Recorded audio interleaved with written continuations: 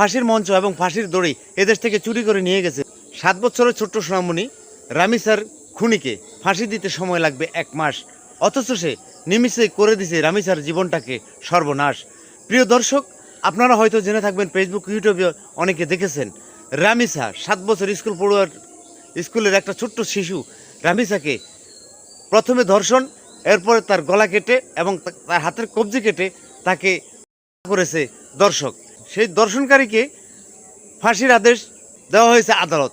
সে আদালতে ফাঁসির আদেশ দেওয়ার পর সেটা কার্যকর করতে সময় লাগবে 1 মাস। আমার মনে হয় স্বৈরাচার সরকার ও তত্ত্বাবধায়ক সরকার এদেশ থেকে পালিয়ে যাওয়ার সময় ফাঁসির মঞ্চ এবং ফাঁসির দড়ি এদেশ থেকে চুরি করে নিয়ে গেছে, যে কারণে ফাঁসির মঞ্চ এবং ফাঁসির দড়ি তৈরি করতে, প্রস্তুত করতে 1 মাস সময় লাগবে। সেই 1 মাসের মধ্যে তখন সেই খুনিকে ফাঁসি দেওয়া হবে। আপনাদের যদি এত সময় লেগে থাকে, আমরা জনগণের হাতে ছেড়ে দিন।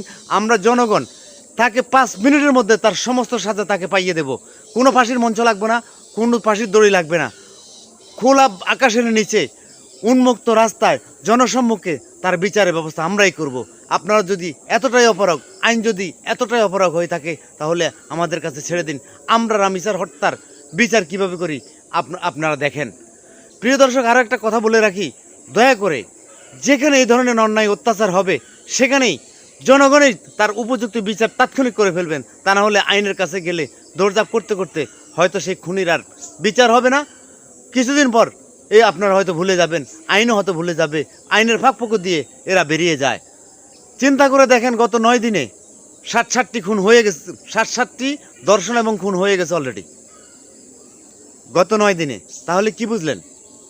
একটা খুনিকে যদি যথেষ্ট পরিমাণ শাস্তি দেওয়া হয়, তাহলে একটা দেখা দেখি 70টা ভালো হয়ে যাবে। ভালো থাকবেন।